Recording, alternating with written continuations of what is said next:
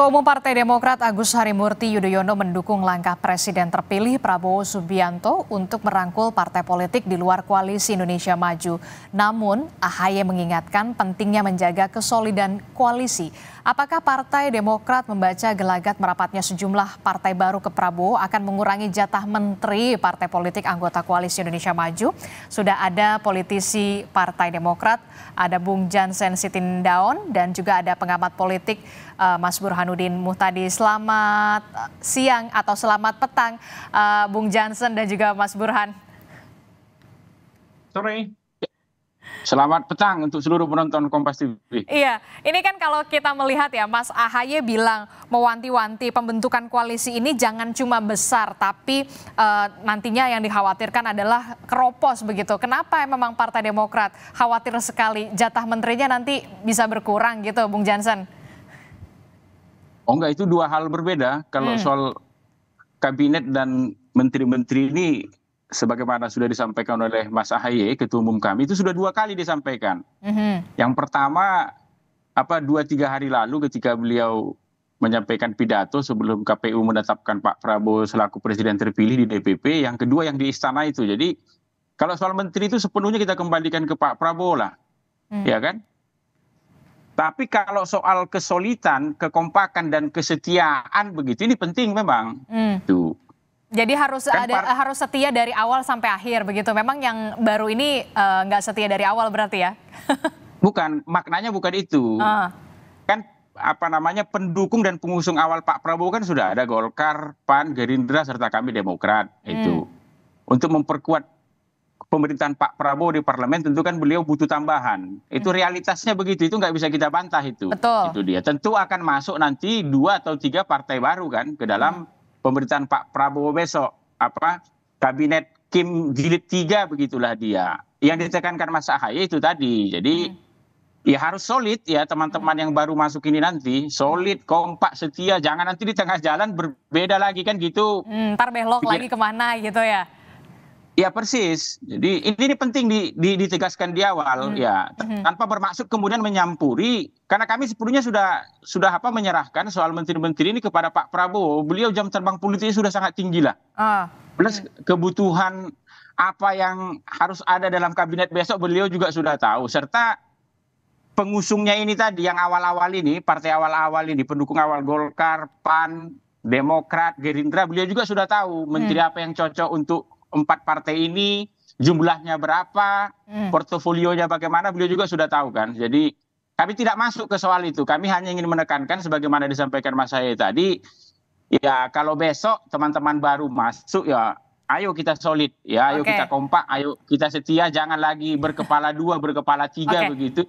Total kita mendukung pemerintahan Pak Prabowo begitu. Karena kan programnya banyak itu kan. Jadi harus solid begitu ya, jangan sampai kemudian ada keraguan ketika berjalannya pemerintahan. Apakah kemudian Mas AHY ini ada keraguan atau kemudian trauma gitu masa lalu antara Nasdem dan juga Partai Demokrat begitu, Bung Jansen? Enggak ada. Politik ini kan biasa aja itu. Yang lalu kan sudah berlalu itu. Ya walaupun tentu ya saya ini pendapat saya selaku kader ya, kita maafkan tapi kan belum tentu kita lupakan begitu. Tapi sekali lagi kan kita bersatu di bawah pemerintahan Pak Prabowo kan. Tentu kepala negara, kepala pemerintahannya, pimpinan ya dari koalisi ini kan Pak Prabowo begitu. Jadi Pak Prabowo nanti yang ngatur kita semua begitu. Itu dia. Jadi harus solid aja, harus kompak begitu. Jangan ular berkepala 2, berkepala 3 lagi besok. Plus tolong teman-teman yang baru begitu baca program-program Pak Prabowo kemarin begitu. Kan ada cukup banyak tuh, ada 10 program prioritas yang ingin dikerjakan tuh. Semoga kita punya pemahaman yang sama untuk kemudian mensukseskan 10 program itu begitu. Sehingga kemudian 1-2 tahun pertama pemerintahan Pak Prabowo ini hasilnya sudah bisa terasa kan. Janji-janji Pak Prabowo itu sudah bisa ditunaikan ke para pemilih begitu. Mas Burhan, Anda menangkapnya seperti apa pernyataan dari Mas AHY ini? Jangan sampai kemudian koalisi ini hanya besar tapi keropos di dalam. Apakah ini Anda membacanya bentuk dari penolakan secara halus atau keraguan-raguan begitu dengan adanya Nasdem dan juga PKB masuk ke koalisi Prabowo Gibran, Mas Burhan? Yang pertama tentu mengingatkan ya bahwa konstruksi koalisi tidak hanya mengandalkan pada jumlah atau size, tetapi juga pada soliditas. Kalau misalnya jumlahnya besar tetapi keropos, itu secara politik juga tidak positif kan buat pemerintahan Prabowo Gibran nanti. Karena bagaimanapun konstruksi koalisi selain minimum itu jumlahnya tidak boleh kurang dari 50%, tetapi mereka harus solid, sami nawatoknah terhadap keputusan koalisi. Anda membacanya Mas Ahaye ini masih ragu dengan antara Nasdem dan juga PKB ini bakal solid sampai nanti 5 tahun mendatang? Tentu tidak bisa disalahkan ya kalau ada pihak yang membaca atau mengasumsikan seperti itu, apalagi kita tahu bahwa Nasdem pernah punya pengalaman dengan Partai Demokrat terkait dengan koalisi perubahan yang gagal untuk memutuskan mendukung Mas Anies untuk digandeng bersama Mas Ahaye, dan kita tahu aktornya adalah Surya Paloh yang saat itu kemudian menggandeng PKB sebagai mitra koalisi barunya. Jadi tidak bisa disalahkan, tetapi lagi-lagi substansinya itu benar apa yang disampaikan oleh Mas Ahaye. Jadi kita menghadapi situasi di mana pengalaman atau tafsiran semacam itu pernah kejadian pada masa pemerintahan Pak SBY pada saat Anda membacanya masih ada trauma itu yang kemudian dikatakan Bung Jansen memaafkan iya tapi tidak tentu serta-merta bisa melupakan begitu? Kalau misalnya ditafsirkan ada trauma bisa saja Adisti, tetapi ini kan pengalaman empirik. Kita menghadapi situasi koalisi multipartai ekstrim, di mana dalam koalisi presidensial dengan konstruksi multipartai, itu partai-partai bebas dan sadansi kalau istilahnya Ibu Mega sana kemari, tanpa diikat dengan belenggu ideologis yang kuat, dan itu yang menjelaskan mengapa perilaku elit politik kita begitu mudah untuk pindah ke hati. Oke, Mas Burhan, jadi kalau kemudian wajar nggak sih kemudian Mas Ahaye begitu dalam tanda kutip Partai Demokrat merasa terancam begitu dengan adanya 2 partai baru yang kemudian masuk ke dalam koalisi Prabowo Gibran ini akan mengancam jatah kursi menteri yang kemudian semakin sedikit untuk Partai Demokrat? Jangan dijawab dulu, Bung Jansen dan juga Mas Burhan, tetaplah bersama kami di Kompas Petang. Dari Mas Burhan juga, Mas Burhan ini mungkin nggak sih kemudian Mas Ahaye dalam tanda kutip ini Partai Demokrat ini berusaha untuk meredam egonya ketika dulu kita lihat ada meninggalkan juga ada yang meninggalkan dan ditinggalkan begitu dari Nasdem. Gini Adisti ya, yang pertama ada kebutuhan secara objektif buat koalisi Indonesia Maju untuk menambah mitra koalisi baru. Ini karena 4 partai utama pendukung Pak Prabowo Gibran itu belum mencapai 50% persatu. Jadi secara objektif memang diperlukan. Nah, yang secara subjektif perlu diputuskan bersama adalah berapa banyak jumlah partai yang mau diangkut ke dalam untuk menambal kekurangan politik ya, terutama berkaitan dengan jumlah persentase kursi di parlemen. Ya, betul. Kalau misalnya kalau secara objektif 1 aja udah cukup. Betul. Kan sekarang 48-49%. Antara Nasdem atau PKB sudah cukup. Tetapi kan sepertinya ada perbedaan. Pak Prabowo ada tendensi untuk menarik sebanyak mungkin kekuatan partai ke dalam. Nah, kalau sudah berapa banyak jumlah partai yang diajak, itu bukan lagi diskusi secara objektif dalam pengertian kebutuhan objektifnya cuma 1 partai saja, nggak perlu banyak-banyak. Dan itu penting juga buat mendewasakan sistem demokrasi kita agar jangan seluruh kekuatan dibawa ke dalam. Karena power sharing itu bukan hanya menimbulkan persoalan terkait dengan manajemen koalisi. Karena kalau misalnya power sharingnya dengan menarik mitra koalisi baru itu mengurangi porsi yang sebelumnya disediakan buat partai pendukung utamanya waktu pilpres, tentu akan jadi masalah. Nah, kalau misalnya power sharing itu dengan cara menambah kursi kementerian dengan merevisi undang-undang Kementerian Negara, itu juga jadi masalah. Karena 34 jumlah kementerian yang sekarang ditetapkan oleh undang-undang itu termasuk yang paling banyak sedunia. Mau ditambah berapa banyak lagi? Jadi diskusi itu yang saya mungkin belum dituntaskan ya di internal koalisi. Bung Jansen, kalau Demokrat sendiri kemudian khawatir atau tidak kemudian Pak Prabowo ini punya tendensi untuk merangkul sebanyak-banyaknya partai politik ke dalam pemerintahan Prabowo Gibran?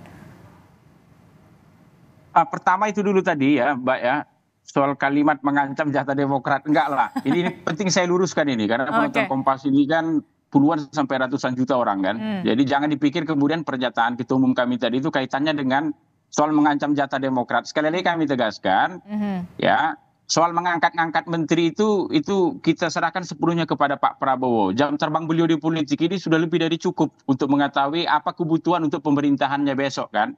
Plus untuk kami partai-partai yang sejak awal mengusung beliau, ya, beliau juga sudah tahu itu berapa Partai Demokrat dapat berapa, Gerindra berapa, Golkar berapa begitu. Sedikit pun kami nggak ragu untuk soal itu. Jadi yang kedua itu tadi, kalau pertanyaan Mbak tadi kan bagaimana kalau Pak Prabowo mengajak banyak partai? Kita serahkan kepada Pak Prabowo itu.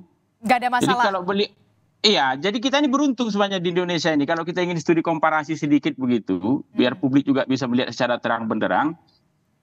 Presiden terpilih itu kan di April ini sudah diputuskan itu. Berarti beliau punya waktu 4-5 bulan ke depan ini untuk menyusun koalisinya sebelum nanti tanggal 20 Oktober dilantik begitulah. Contoh lihatlah di Belanda misalnya. Sekarang Belanda itu Perdana Menterinya itu acting. Sementara karena bulan Juli kemarin Mark Rutte itu mundur. Perdana Menteri yang kemarin, jadi sudah 200 hari lebih ini ya Partai VVD, Partai Rakyat untuk Kebebasan dan Demokrasi di Belanda itu belum berhasil membentuk koalisi. Di bawah ketuanya yang baru, Dylan Yesil-Gilfos itu dia. Jadi poin Anda nggak ada masalah soal itu. Kalau misalkan persis. Pak Prabowo. Jadi kita ini beruntung secara timeline kita begitu. Kan ada orang mengatakan, kok aneh demokrasi kita ini ya, presiden udah ditetapkan di bulan April contoh seperti saat ini ya, sudah diputuskan baru dilantik 5-6 bulan lagi. Malahan ini bagus untuk demokrasi kita karena presiden terpilih itu punya kesempatan untuk menyusun koalisinya, termasuk untuk menyusun kabinetnya. Sehingga nanti ketika tanggal 20 Oktober dia dilantik, itu udah langsung bisa jalan begitu. Coba bandingkan misalnya dengan negara lain. Di Denmark kemarin juga begitu.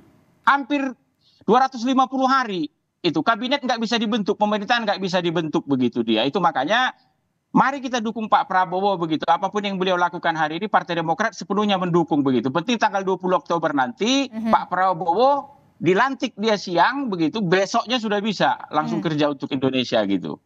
Tapi Anda nggak Partai Demokrat kemudian tidak merasa takut begitu jatah kursinya juga kemudian terbagi begitu dari Nasdem dan juga PKB. Kalau kita lihat kan PKB itu sudah menempati posisi Menteri Agama, Menteri Tenaga Kerja, sementara untuk dari Nasdem itu biasanya di Menkominfo begitu. Itu saya katakan tadi kan ini kan ada 4 partai yang sejak awal mengusung Pak Prabowo. Itu dia. Bukan ingin membedakan dengan partai lain lah.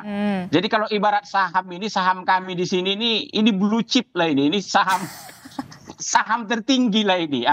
Kalau ibarat di dunia usaha begitu, kami ini adalah kreditor preferen, bukan konkuren begitu dia. Itu makanya selaku partai pendukung utama Pak Prabowo sejak awal, kami mendukung apa yang beliau lakukan sekarang begitu, tanpa perlu takut kemudian seperti bahasa media hari ini, ini akan mengancam jatah Demokrat, jatah Golkar, jatah Gerindra, jatah PAN dan lain-lain begitu. Jauh pikiran kami dari itu. Kami sepenuhnya sudah tahu Pak Prabowo akan buat apa yang terbaik begitu dia. Mas Burhan, Anda melihat ada kekhawatiran nggak ketika nanti Pak Prabowo kemudian merangkul selain Nasdem dan juga PKB? Begini ya, lagi-lagi dalam politik itu ada semacam konsensus yang dipegang oleh para elit. Misalnya dalam konteks power sharing. Pertama ukurannya adalah saham atau iuran elektoral yang dikeluarkan oleh masing-masing partai dalam mendukung cawapres terpilih. Ukurannya apakah mereka terlibat dari awal dalam proses pembentukan koalisi pilpres. Karena kan ada juga partai yang bergabung setelah pilpres selesai, setelah 100% tahu capres yang mereka usung kalah. Dan itu pengalaman sejak menit pertama pilpres dilakukan tahun 2004. Yang kedua, itu ukurannya adalah berapa jumlah kursi yang dimiliki oleh masing-masing partai pendukung pemerintah. Itu bagian dari semacam kearifan para elit untuk menghitung berapa banyak kursi yang diperoleh proporsional sesuai dengan kekuatan mereka di parlemen. Karena begini, karena dalam konteks setelah pilpres, itu kan bukan semata-mata pilpres bukan semata-mata winning the election, karena itu sudah selesai, tapi proses governability. Jadi governability itu relasi eksekutif dengan legislatif penting. Jadi kalau misalnya partai tadi punya kursi banyak di parlemen, itu biasanya juga disesuaikan dengan akomodasi proporsional dengan jumlah kekuatan. Jadi harus proporsional begitu, dan kita yakin kemudian soal kursi menteri siapa saja yang kemudian ada di posisi itu adalah hak prerogatif dari presiden. Terima kasih Mas Burhan, Bung Jansen dari Partai Demokrat telah bergabung bersama kami di Kompas Petang. Sehat-sehat selalu, Bapak-bapak. Terima kasih. Ya, hidup Indonesia. Oke, terima kasih.